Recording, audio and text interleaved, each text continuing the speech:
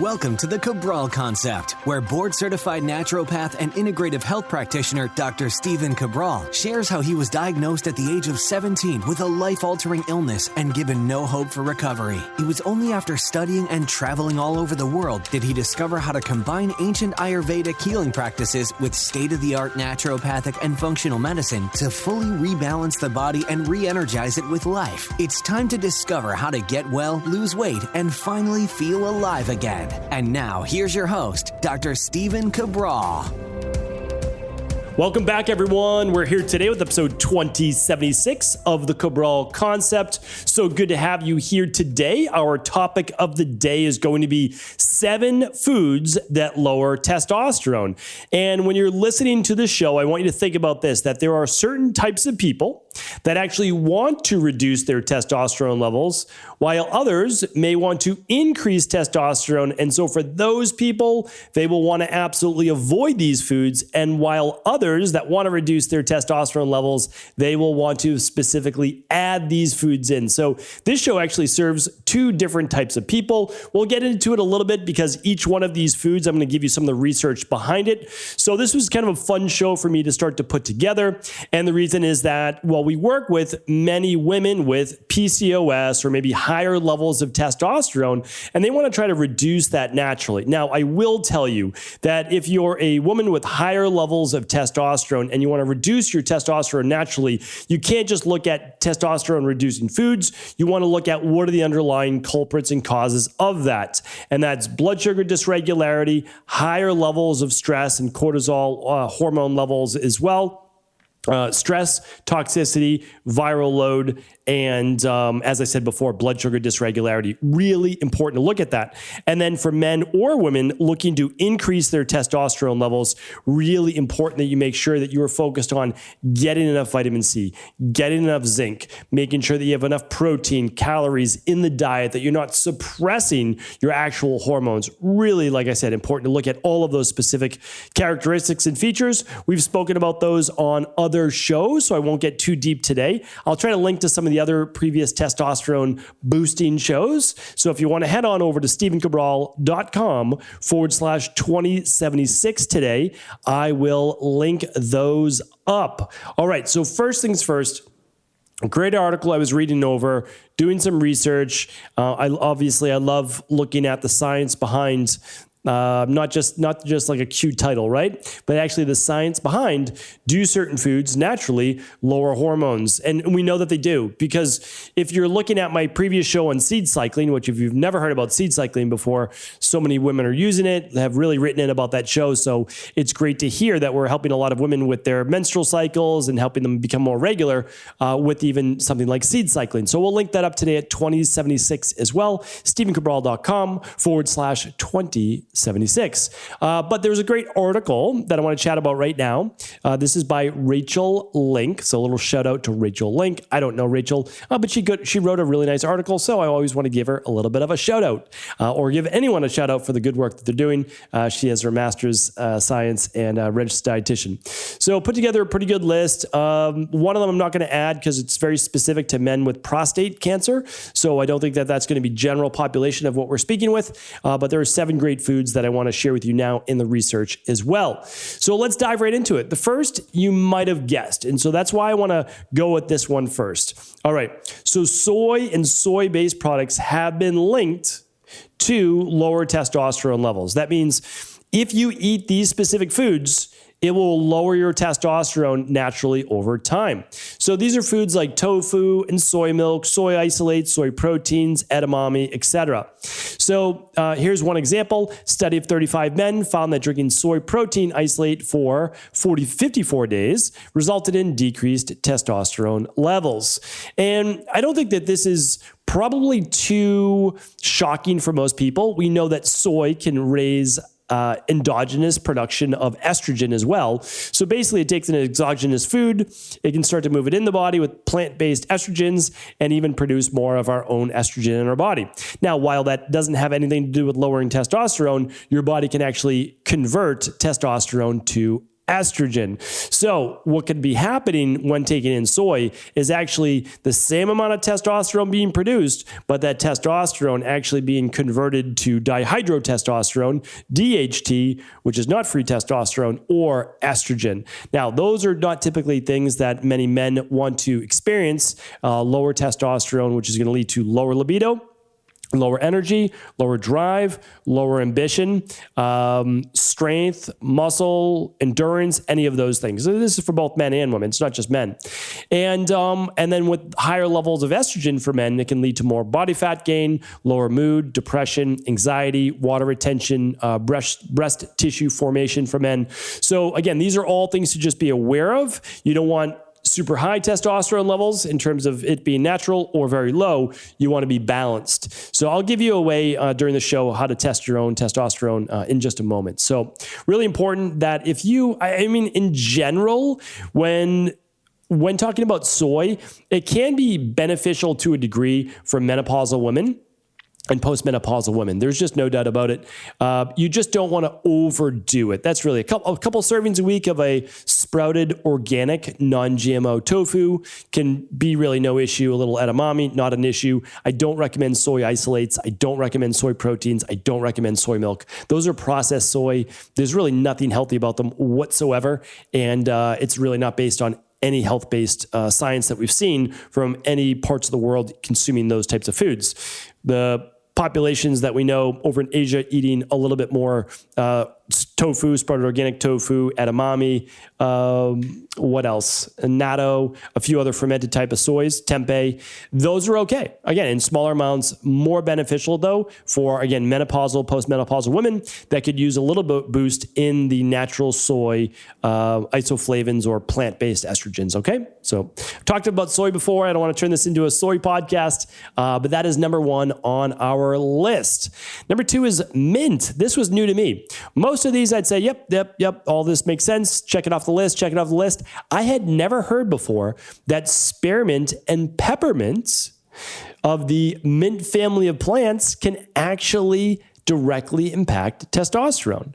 So one study in 42 women showed that drinking spearmint herbal tea daily caused a significant decline in testosterone levels. So at least temporarily, if you're a woman dealing with PCOS-based symptoms, and let's just say you have higher levels of testosterone, you've already run your stress hormones, mood and metabolism test, you could use a peppermint, spearmint, that's me trying to combine those two words at once, tea, or even some spearmint essential oil, which showed that in 20 days, this was a rat-based study, the spearmint essential oil also helped to reduce testosterone levels. Really interesting. So this is something that I might recommend for 8 weeks to 12 weeks for women with PCOS while you're trying to rebalance other hormones in your body, such as your insulin and your adrenals as well. Adrenals, thyroid, and insulin. All right. So really, really interesting one right there. Now, the next one is licorice root. This makes sense for multiple reasons. Let's get into it, though. A little bit of the science behind it. In a study, 25 men consumed 7 grams of licorice root daily, which caused a 26% drop in testosterone levels after just 1 week. Another small study showed that licorice may reduce testosterone levels in women as well, reporting that 3.5 grams of licorice daily decreased testosterone levels by 32% after just 1 menstrual cycle. Keep in mind that this applies to licorice root rather than licorice candy, which often doesn't contain any licorice root. All right, so I will say this, that's a lot of licorice, okay? So, if we're looking at a lot of the licorice that we're talking about milligrams, not necessarily grams. So this is quite significant. There is not a lot of products that's going to contain 7 grams of licorice root. So I just want you to keep this in mind. So this would be never anything I would really worry about. So like, for example, if I'm dealing with a viral based issue, I use a product called Sinus Support, not just for congestion, but it's because it contains NAC at a high dose. It contains licorice root, thyme, a bunch of phenomenal products. So that's what I'll use. And I'll use that for a week to 2 weeks, maybe 3 maximum.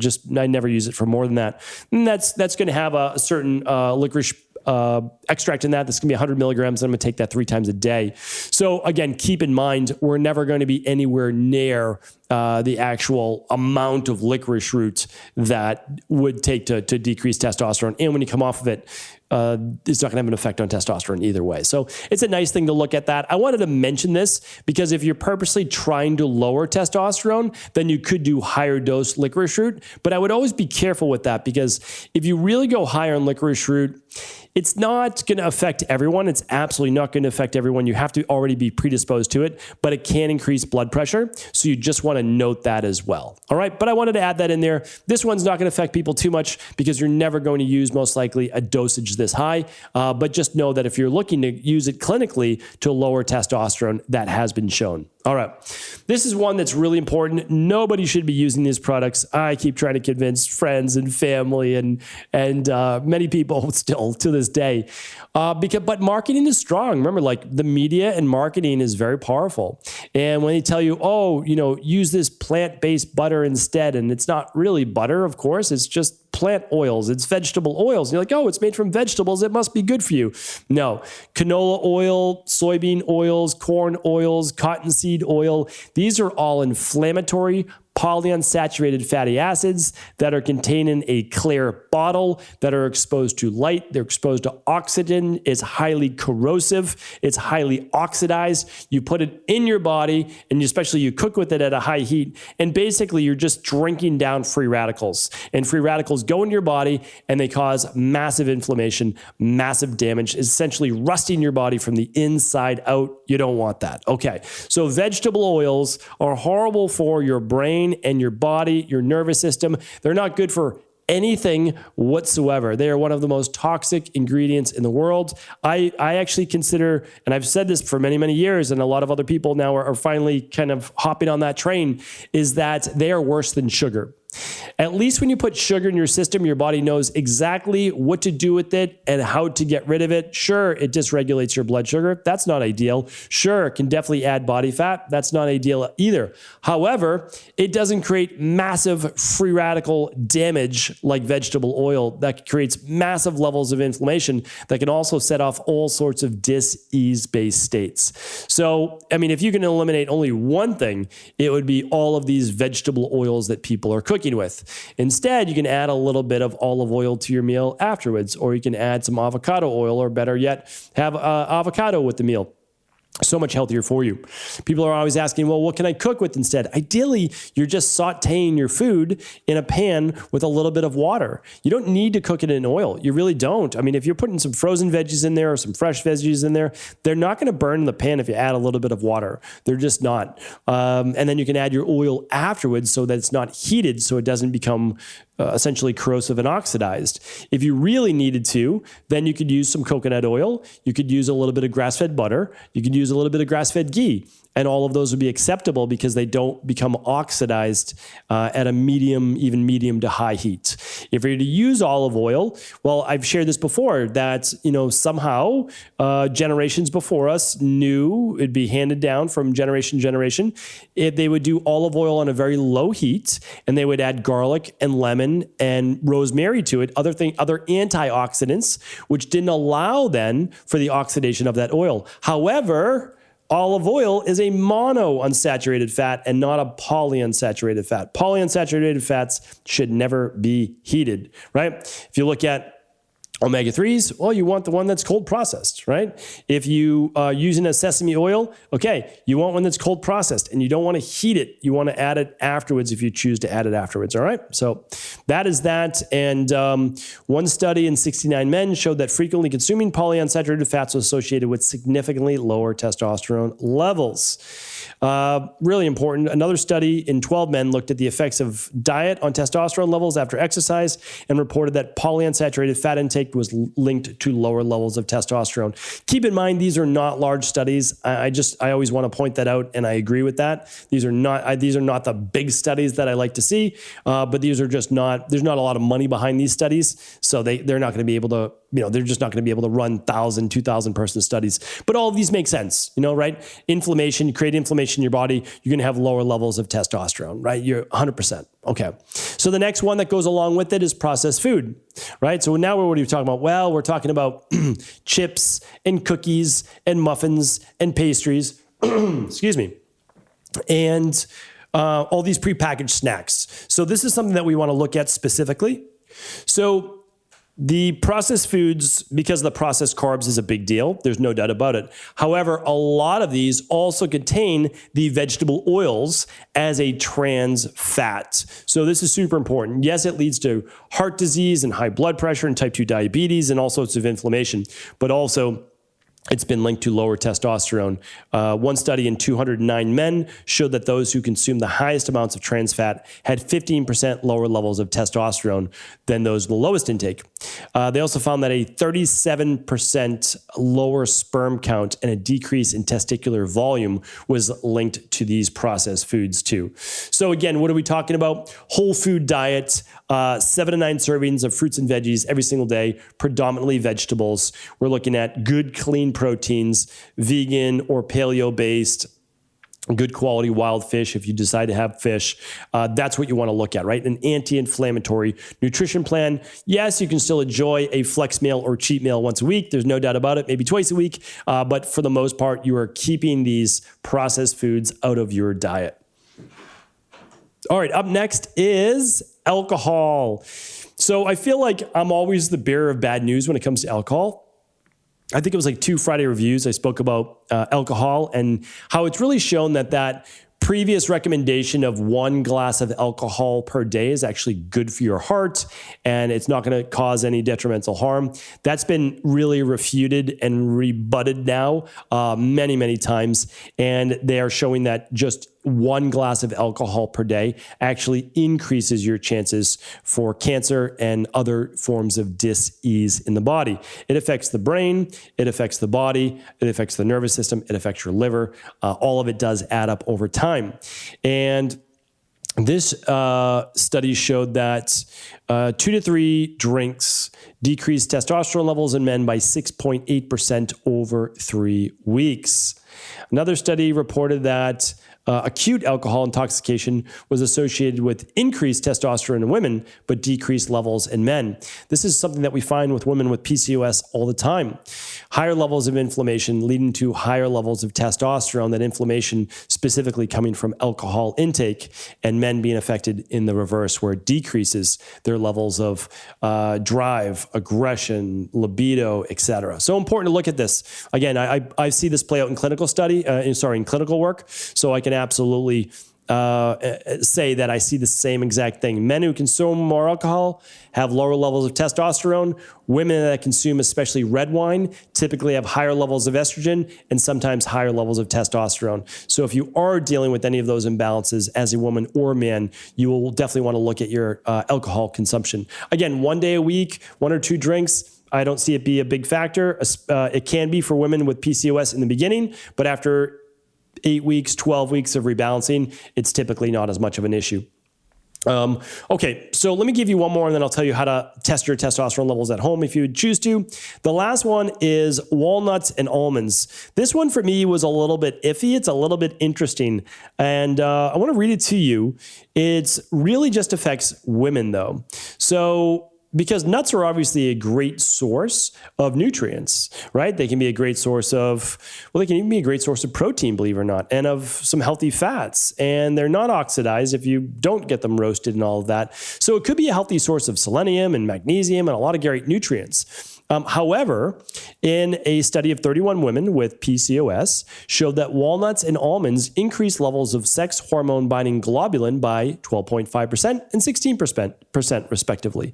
Sex hormone binding globulin is the type of protein that binds to testosterone, which can lead to a decrease in the levels of free testosterone in the body. So this is interesting. So basically what they were saying is that we don't know if this affects men or not. I've never seen it play out in my practice at all after running at least 10,000 of these hormone labs, that I haven't seen nuts really affect men's testosterone.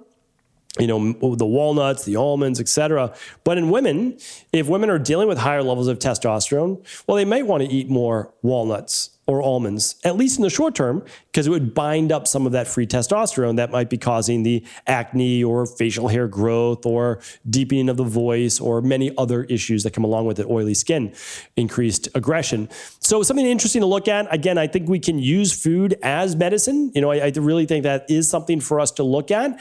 For the most part, if your body's healthy, it's going to be able to handle nuts, no problem at all. You're going to be able to consume a little bit of these foods every once in a while without causing a big issue. But I think that you can use these to your advantage. So if you're someone that's trying to boost your testosterone levels, stay away from these 7-base foods. And if you're someone that's looking to lower testosterone, well, certainly you might want to include more of these in your diet, at least in the short term, while rebalancing your body. The absolute best way to test your testosterone right at home is through what's called the stress hormones immunometabolism test by Equilife. You can find it by going to stevencabral.com/hormones-test. stevencabral.com/hormones-test. I will link that up at stevencabral.com/2076 if you'd like to head on over there today. And one of the reasons why I believe you don't want to run testosterone all by itself, at your doctor's office with just blood work, is that you want to see why testosterone is being affected negatively or positively. Meaning you want to look at your cortisol levels throughout the day, your DHEA, which is a precursor to testosterone. You also want to look at your estrogen levels because you might have normal testosterone, but high estrogen. That means a lot of your testosterone is converting to estrogen. We don't want that for men or women, right? Or you might have normal levels of estrogen, but low levels of progesterone. And that's affecting men and women as well, causing what we see as estrogen dominance. You could have higher levels of cortisol, which is lowering your thyroid, which is also maybe in women increasing your testosterone and in men decreasing your testosterone. So there's always a reason why. There honestly is. There's always an answer for what ails you. If I've learned anything over the past 25 years, is that we can always figure these things out. Just sometimes it just takes a little bit of at-home lab testing, a little bit of back and forth, but everything is, as they say, figure outable, and you will be able to do that. The thing about functional medicine lab testing is that the sooner you run those labs, the faster you figure it out because there's just no more guesswork. So you can always run your at-home functional medicine labs with your local naturopathic doctor. You can run those labs with an integrative health practitioner, or you can run it, of course, with my team, and I always leave that up to you. I just want you to know those options are available, and they all come typically with a consultation as well as a plan built for you. So again, that lab test, if you want to check it out, is stevencabral.com/hormones-test if you're interested in your own hormone levels. And hopefully today's podcast was helpful in terms of pointing you in the right direction for lowering testosterone or increasing testosterone based on these specific foods. All right. Take care, everyone. Please do feel free to share this show with anyone you believe it could serve. Thank you so much for tuning into the show. And this week is a big celebration for us over at Equilife. It is Equilife's first anniversary, switching from Equilibrium Nutrition to Equilife. And we couldn't be more excited to be able to share this celebration with you. All this week, we're actually giving away our Equilife-based t-shirts, free men and women's t-shirts on all qualifying orders over $129. This is an amazing $19.95 to $29.95 value, and get yours completely free while supplies last.